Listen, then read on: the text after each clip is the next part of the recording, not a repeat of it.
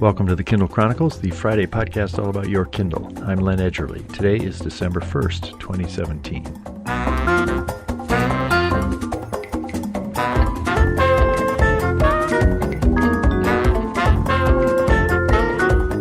Greetings from Cambridge, Massachusetts, where this week I connected with Bradley Metrock in Nashville, Tennessee, to talk about two conferences his company is organizing next year. One focuses on the Alexa platform, and the other is his incarnation of the Digital Book World Conference that he purchased and that I attended twice in New York City under the prior ownership. A common theme in Bradley's approach to publishing and technology is the rapidly increasing importance of voice. The Echo Show is an incredible glimpse into the future, because the future is going to be words come out of your mouth, and that's how you engage the computer rather than typing on a QWERTY keyboard or moving a mouse. Also this week, we will take a deep dive into the latest woes of Barnes & Noble, and I'm going to tell you about what may be the next frontier for domination by Alexa.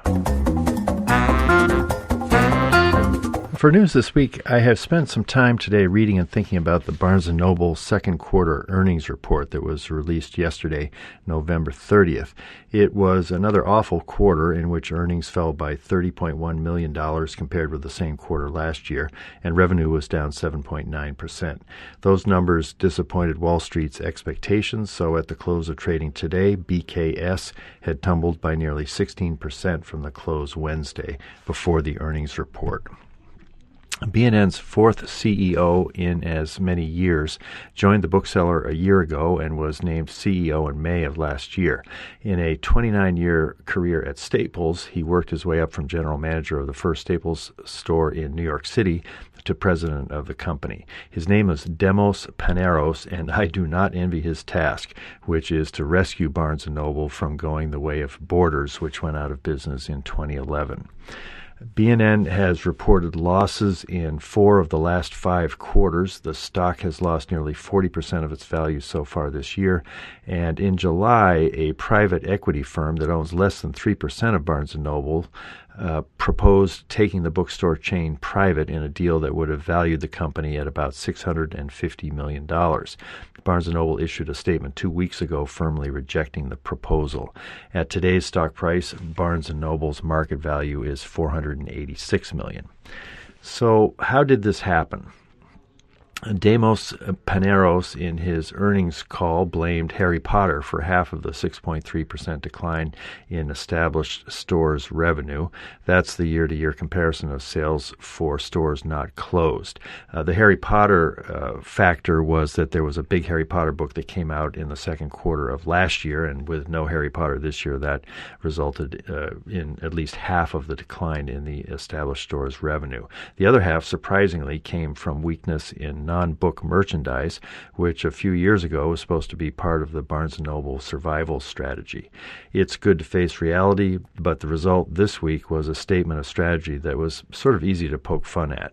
Going forward, the CEO told analysts, we will place a greater emphasis on books while further narrowing our non-book assortment. Books are good, we can all agree on that, but even if ebook sales appear to have plateaued at a lower level than we enthusiasts expected, the physical books business is not exactly booming, so that's kind of a tough sector to be building a strategy for recovery and growth.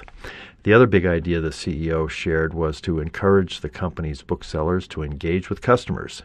Well, I thought that's what a bookstore's employees were already doing, and that was one of the big pluses you get at a store compared with shopping online. This big idea, Panero said, came from customer research that discovered that people like interacting with B&N human booksellers. Imagine that.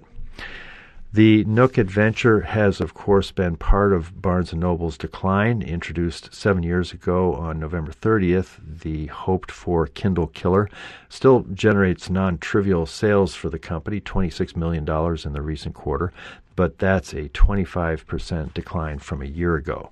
While Amazon relentlessly improved the Kindle platform in the past decade, the Nooks just kind of petered out.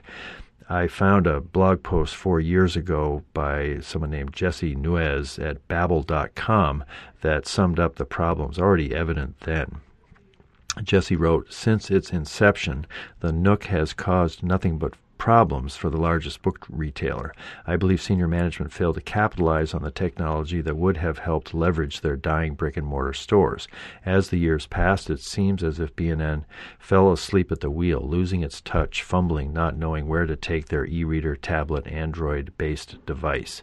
Instead, the one-time retail giant became complacent to their demise, allowing other devices to take center stage, taking the spotlight right from under their feet. Whatever the causes of Barnes & Noble's predicament, the options for survival seem a little desperate. Nook displays are being moved away from prominent locations in the stores to the back next to customer service.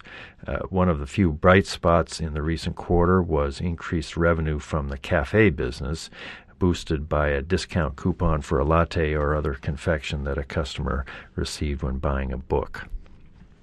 As about 20% of B&N's building leases come due for renewal each year, the company is closing about 20 stores a year and moving toward smaller stores.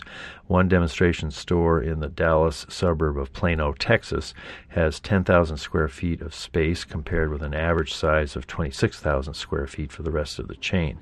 Now, by comparison, the 13 Amazon Books stores, the physical stores, are in the range of 4,000 to 6,000 square feet. Even if the experiment of smaller, more efficient stores succeeds for Barnes & Noble, it's going to take a lot of them to make a dent in their financial performance. The store count now stands at 632, and that's a 20% decline from the 778 stores listed as recently as October 15th of this year, according to Wikipedia.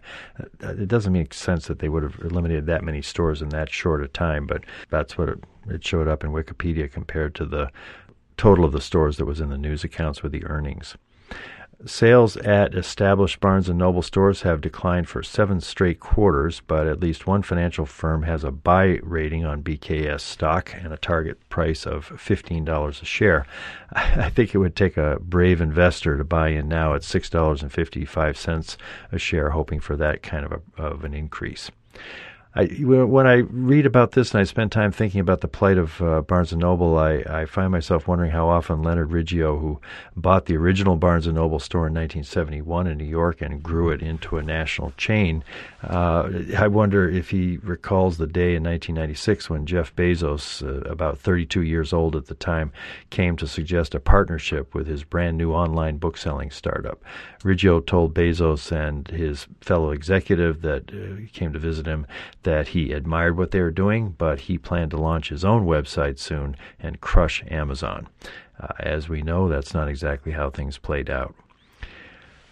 The other story I'd like to mention to you this week in news came to me from London listener Mark Jarvis. It's about how Alexa, having grabbed more than 70% of the home market in the U.S., now has her microphones aimed at the workplace. This is a BBC story, November 30th, yesterday, which I think arose out of some reporting they did at the big conference that Amazon Web Services has in Las Vegas named reInvent. And the story says that the new Alexa for Business, which is the name of the venture, is going to enable office workers to use Echo devices to set up meetings, book conference rooms, order more printer paper, and other basic tasks.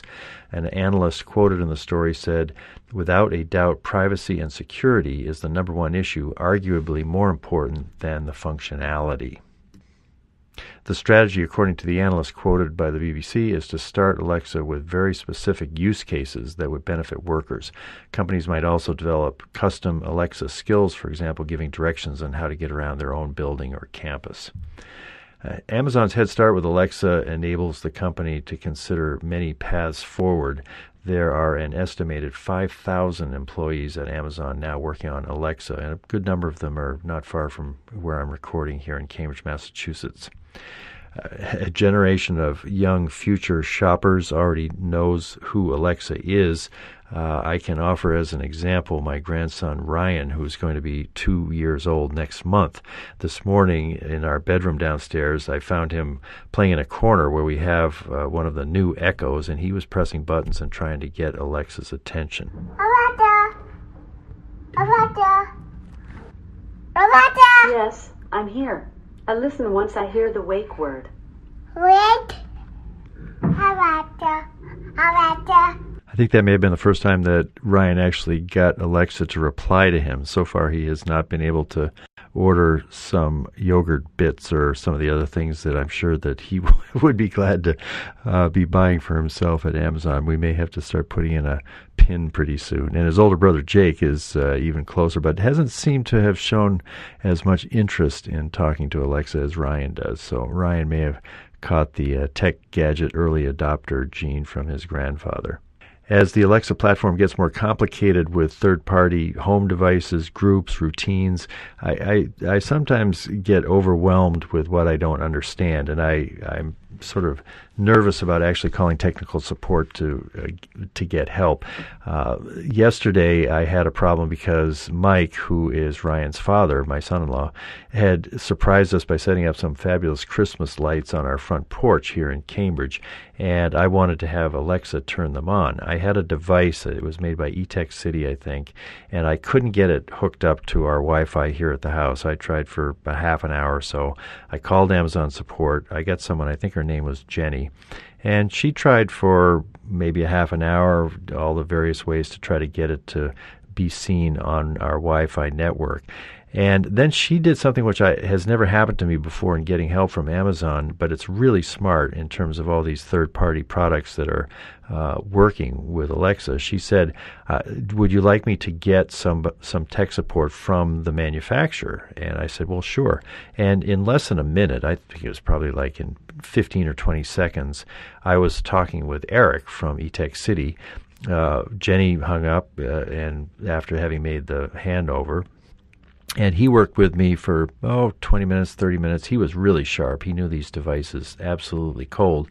But it turned out that I've got a couple of defective ones, so the final conclusion of it was that he's going to send me 2 brand new devices that I'll be able to use to hook up to the Christmas lights. That was great. And I told Darlene, I said, that when they provide this level of support to the platform, it's really going to help people to start feeling comfortable with how to navigate their homes using this. And then an hour or two later, I think it was around supper time, the phone rings, and it's a Seattle area code, and it's Jenny, my friend from Amazon, saying, I just wanted to know how it went with the guy from eTech. Did he solve your problem? And I told her what happened, and he's going to send me a couple of new ones. He said, well, that's good. I'm glad to hear that.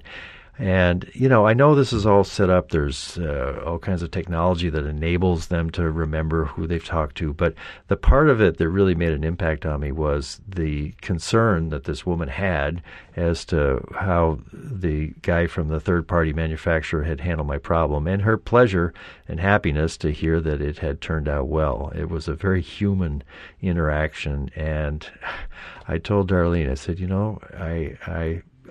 it's really hard to surprise me these days with Amazon service, but there it was again, and it was on this Alexa platform, which is so crucial to the company's future, and I'm sure that level of customer service is what's going to be brought into the workplace. And so if Ryan is buying a computer paper sometime at some office, he's going to be able to call up and get just that kind of help to make it happen.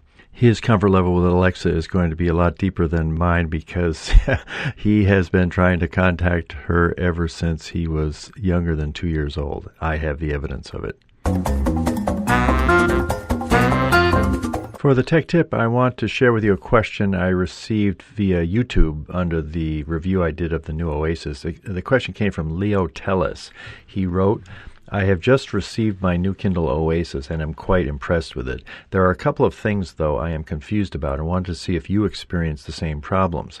I bought it with a leather case, just as yours, and realized that whenever I leave it closed for sleeping for prolonged periods, it tends to take longer to wake up. With my previous Paperwhite, whenever I opened it, it would open the book immediately.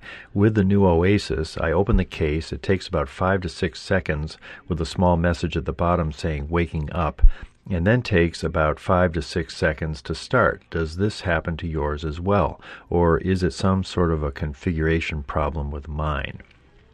I replied to Leo that my new Oasis seems to have the same two-step process of opening my book when it has been asleep, first waking up and then asking me to swipe so that I can get to the home screen.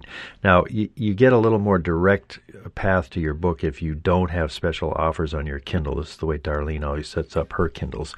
But I do have the special offers. I don't mind them.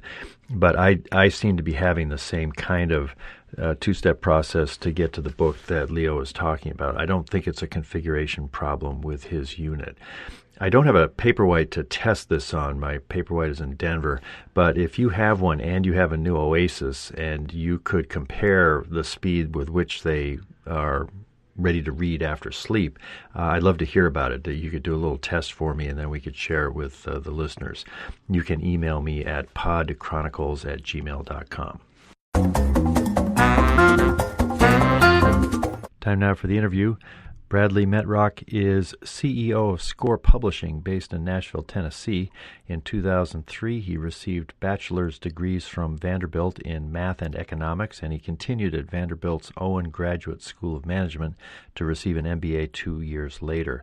He is a cancer survivor who serves on the Vanderbilt Ingram Cancer Center Young Ambassadors, which raises money to fund early-stage cancer research. Bradley, it turns out, is also an accomplished musician, and you're going to hear some of his piano prowess in the outro to this episode. On Wednesday, November 29th, I connected with him by Zoom. That's a kind of a competing platform to Skype, and he uses it, so I thought I'd give it a try. It worked pretty well, and I began by asking him to give us an overview of his company's activities. Our main focus as we enter 2018 are our two conferences that are really turning into, digital book world. As you know, we acquired long-standing event, very influential, big deal.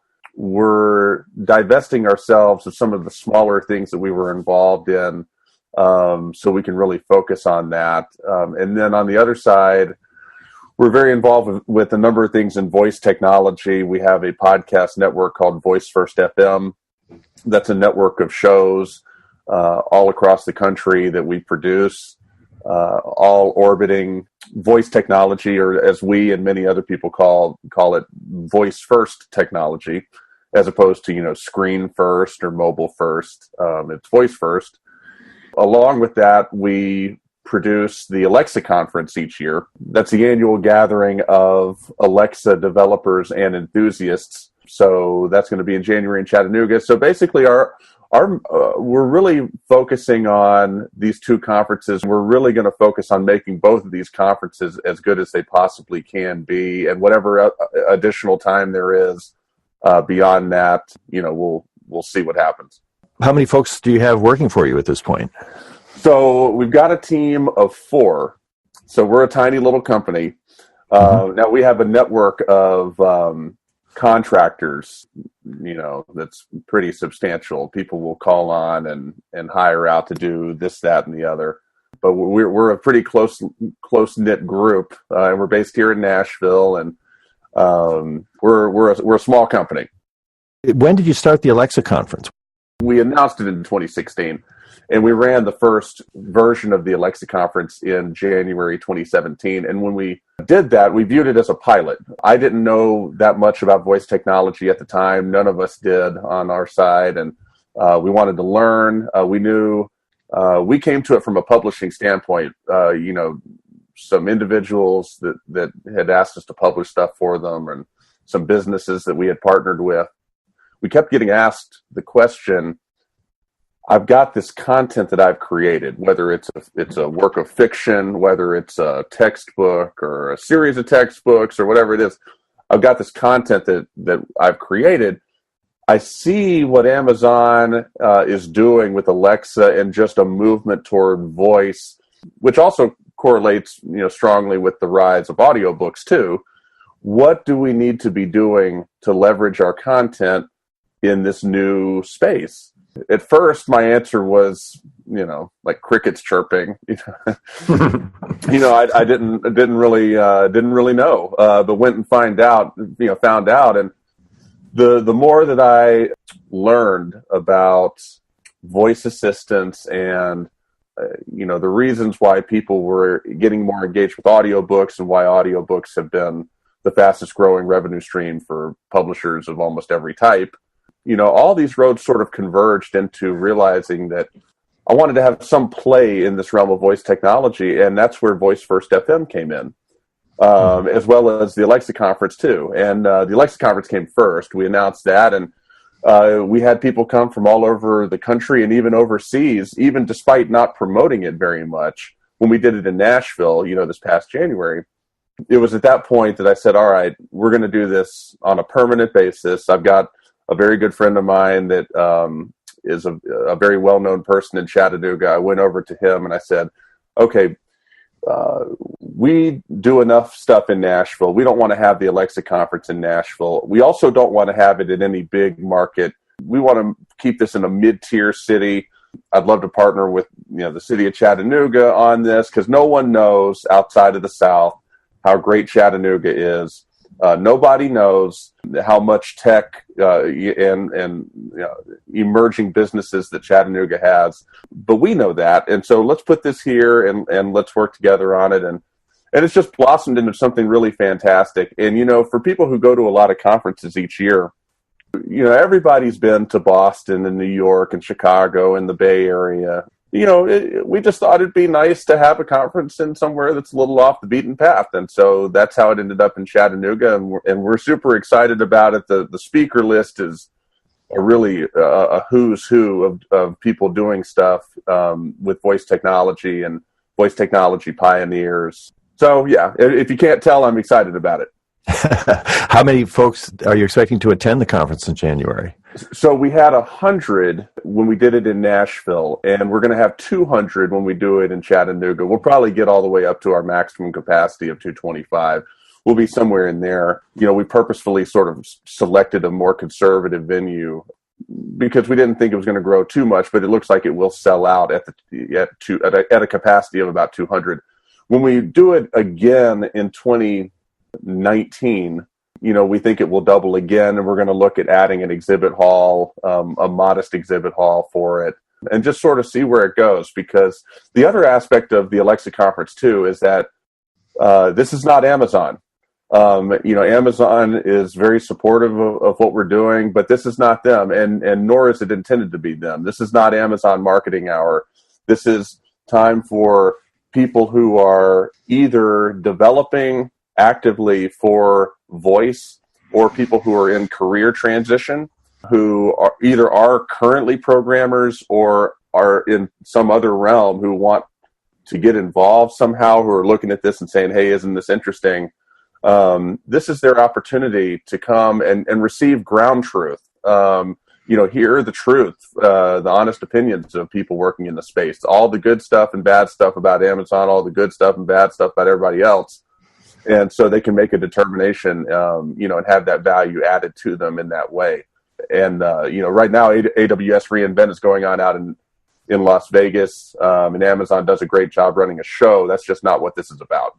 Now, I think you've got somebody from the original Alexa team on your program for January, right? Yes, we do. Yeah, Dr. Bouzid is a super sharp guy. He'll be talking about, Ahmed left Amazon working on the Alexa, being head of product for Alexa and Amazon's Connected Homes initiative to start a startup called Witlingo that's based in Washington, D.C., that creates voice applications and Alexa skills and Google Home actions and things like that. And he's had a lot of success. And yeah, he's going to be fantastic. And there's several others. And it's interesting, Lynn, that the intersection between, as I said, we got into all the voice, learning all this voice technology stuff and getting into that from a publishing angle. And there are a lot of companies that are either being started or that are divisions of companies that are getting into voice that are tied to publishing and content creation. And several of them will be at the Alexa conference. One of them is called Tellables. The CEO and founder of Tellables, which is a company that is focused on creating interactive storytelling experiences specifically on the Alexa platform, will be there. There's another company called Earplay, which is creating, I guess I'll call them interactive stories as well, that connect voice to a mobile application. I think they're based up in Boston. I think I might have talked to one of the people there. Pretty interesting initiative by Earplay. Fascinating company. Yeah, and they'll be there. And there's a company called Novel Effect, which just got $500,000 on Shark Tank. They will be there, and we're going to have them as one of our keynotes, actually, for Digital Book World. So there's this interesting intersection between sort of my personal passion for voice technology, how we see that can help people creating all types of content, and then our responsibility and our self-imposed mission to turn around Digital Book World. And so all these roads are going to converge in 2018. That's I can see lots of possibilities, as you say, for overlap. Well, let's focus in a little bit on Digital Book World. That started in 2010, and that was a time when the digital publishing industry was sort of the Wild West, and people were still thinking that ebooks were going to account for 80% of how everybody's reading, perhaps by now. And at the time that you decided to purchase it seems like the whole sector has matured, a little bit of plateauing in the adoption rate for ebooks. Not quite such a sense of panic among people that work in publishing. I think there's plenty of changes ahead for sure. But how did you decide to take over a conference that was riding a wave that wasn't really as big or moving as fast as it might have been when that conference first started? Yeah, so that's a great question. The short answer to that is, there's been this thought process within Digital Book World, and when you see people talk about Digital Book World online, or you follow the conference, for the last couple of years, it's been very negative. It's been, the commentary has been that, print is on the rise, print's back, digital's down. And this is just looks like this is the way it's going to be. And we view that as a very myopic perspective. And we've always seen the publishing as much more than just what's going on in the trade publishing sector. Now, we do understand the origin of Digital Book World is as a trade publishing event. And trade publishing is very, very important just for society. I mean, if not for anything else. We want to continue to have Digital Book World be an event that adds value to anybody working in digital in the trade in one of the trade publishers. People who work at Simon & Schuster, to be able to attend Digital Book World and say, "Hey, that was fantastic. I really got something out of that." But at the same time, if you limit it, if you limit the scope of an event called Digital Book World to only what falls in the purview of trade publishers, boy, do you miss a lot. That's primarily the first correction that we're trying to make. So when we acquired Digital Book World, we got a deluge of documents, and in that deluge of documents were all the surveys over the last 3 or 4 years that attendees had left behind. And I personally read all of them. And I did that just to sort of get immersed in, the culture around the conference. The main theme of the feedback, especially the more recent you get, is I'm so tired of hearing the same people talk about the same things. and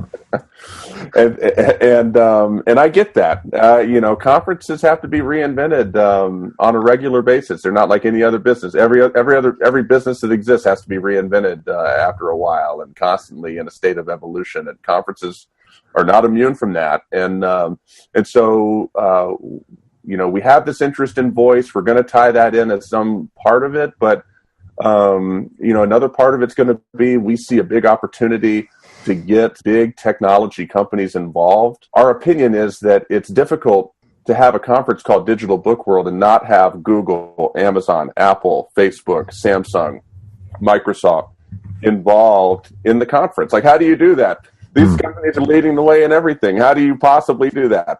So I think over time you will see us be successful in getting them involved, and we're looking forward to that. And that ties into another part that people were critical of, which is the exhibit hall. The last couple of years, the exhibit hall really got poor remarks and commentary from the feedback that was left, and the general reason for that was what we describe as a lack of diversity in the exhibit hall. You can't have all small to mid-tier companies in the exhibit hall for something like that. You've got to have, small, medium, and large. You've got to have sort of a healthy mix, a healthy biology in there. And that's something else we're trying to correct too. So there's several things you'll see from us, but we're going to try to walk a fine line. I'll tell you something else while we're on this topic. Before we went and acquired Digital Book World, we first tried to acquire Tools of Change. Huh. I won't go into detail on that except to say that we were not successful. You decided to end that conference. That was the O'Reilly conference, right? Yes. O'Reilly, have incredible respect for Tim O'Reilly and that company, and, thought that there was an opportunity to pick up and run with that conference, loved the direction of that conference, and that it was not something that Tim was interested in.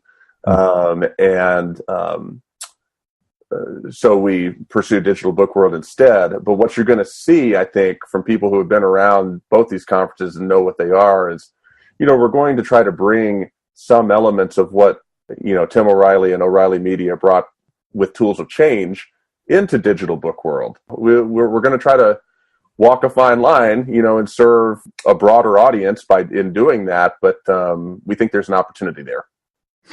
Do you see self-publishing, independent publishing, Hugh Howey and Data Guy, that whole view of the industry as an important part in what you hope to get on the program?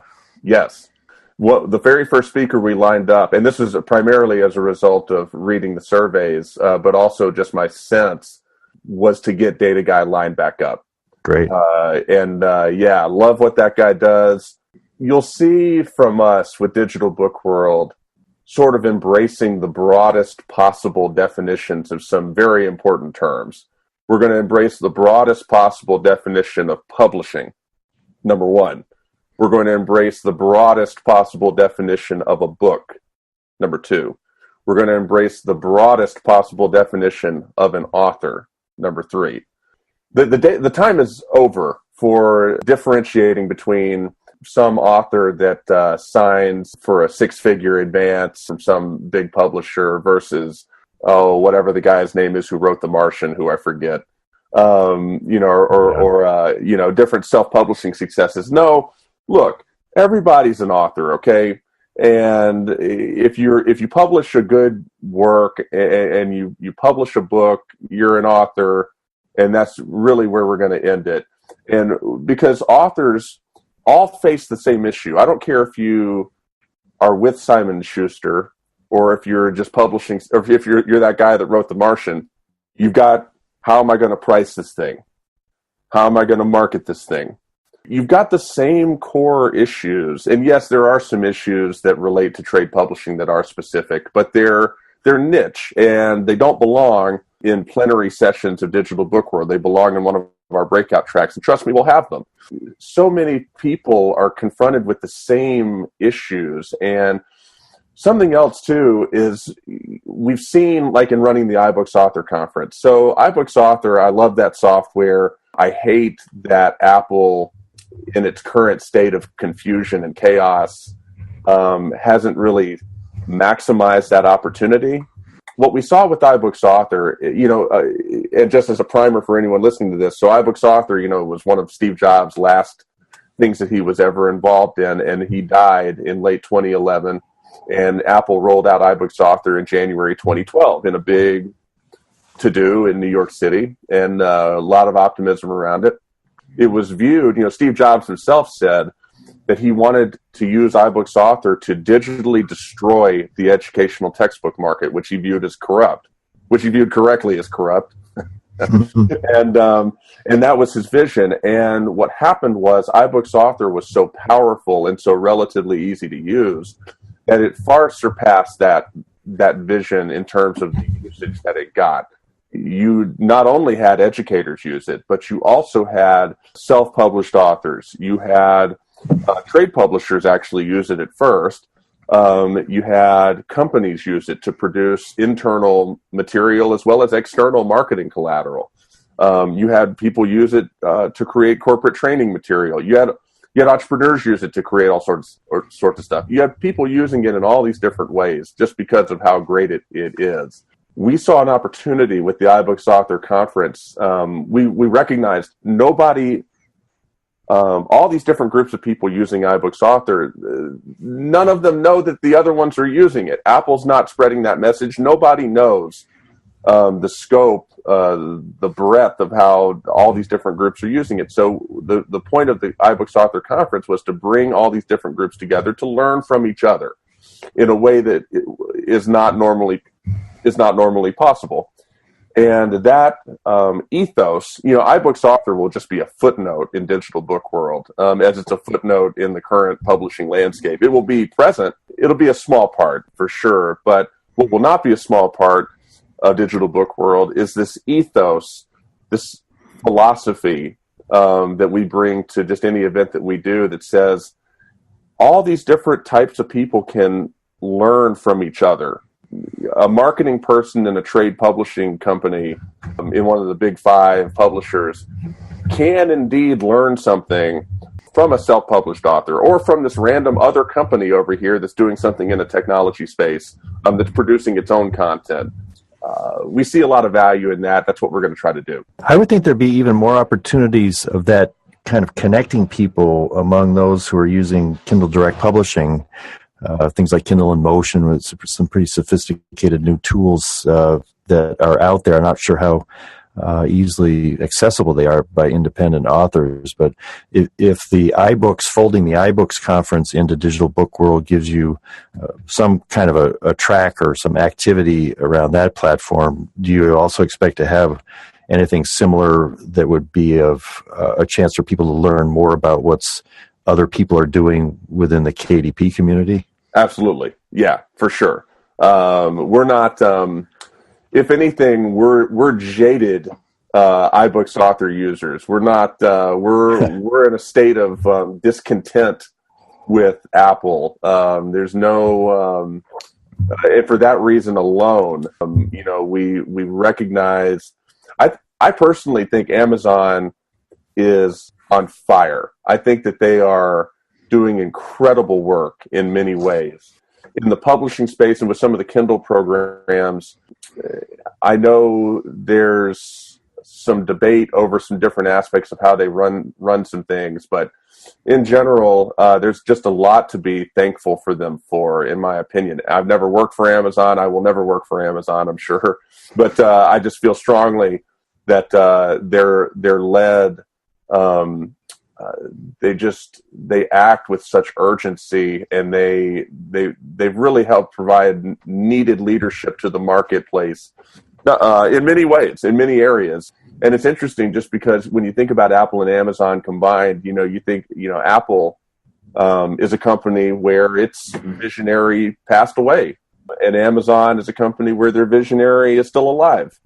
And you see that every day, and this is just my opinion. So to answer your question, yeah, absolutely. Kindle publishing is such a powerful ecosystem, such a fantastic thing to exist to allow people to get their message out and to tell their stories and to have that empowerment that comes with publishing.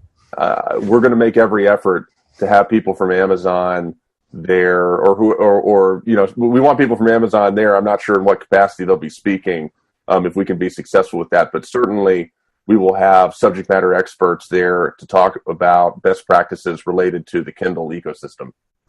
Well, let's close up. I'm always interested in how people are using these technologies in their personal life, and you've dug into the whole voice assistant area.